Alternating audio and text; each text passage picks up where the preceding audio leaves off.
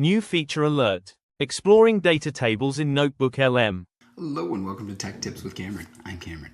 Today we are looking at a new feature added inside of NotebookLM, data tables. Oh yeah! Now, what are data tables and why are they important? Well, to answer this, I headed over to Google's The Keyword blog. So data tables allow you to organize your insights, okay? So when we have a notebook and it's jammed full of sources, it's hard to pull out that key information. So what NotebookLM has done is it has designed data tables to pull out that key information so it can lay it out for you in a beautiful, pretty way. I like it like that. Some ways that it can matter to education: we could prepare for exams with study tables of historical events organized by dates, key figures, and consequences. So here I am inside of my notebook about Canadians in the Battle of Britain.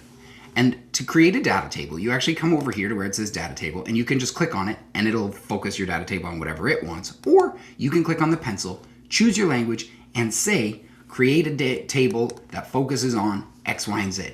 Make it specifically about what you need. Teaching students how to do this is really important because then they can be empowered when they're creating their own notebooks to get the content that they need to help them study for tests. Now that's thinking. So what does it look like? Boom. Let's click on it and see. So here we go. It's all about Canadian personnel and domestic life.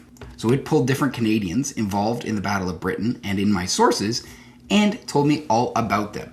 Who they were, where they worked, where they were from, what was their key contribution, what were some of the hardships, what is some of the historical significance, and it tells you which source they're from. So we know that the content it's giving us isn't made up.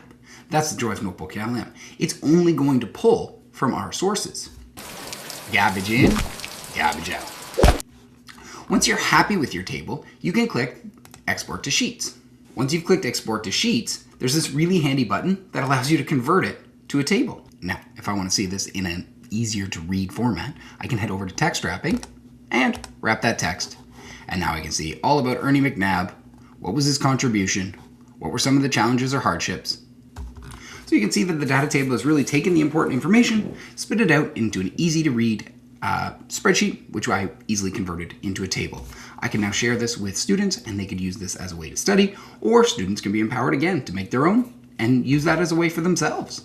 So data tables are very, very neat, and I'm sure there's going to be some really cool practical applications for your classroom. Let me know how you use them. I'd love to see it. All right, bye-bye.